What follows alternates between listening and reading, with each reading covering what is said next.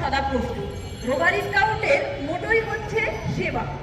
যে কোনো পরিস্থিতিতেই সাহায্যের হাত বাড়িয়ে দেয় স্কাউট। তবে অবশ্যই নিজেকে নিরাপদ রাখতে হবে। যেমন আমরা আমাদের মুগ্ধ ভাইকে ঘাতকের গুলিতে হারিয়েছি।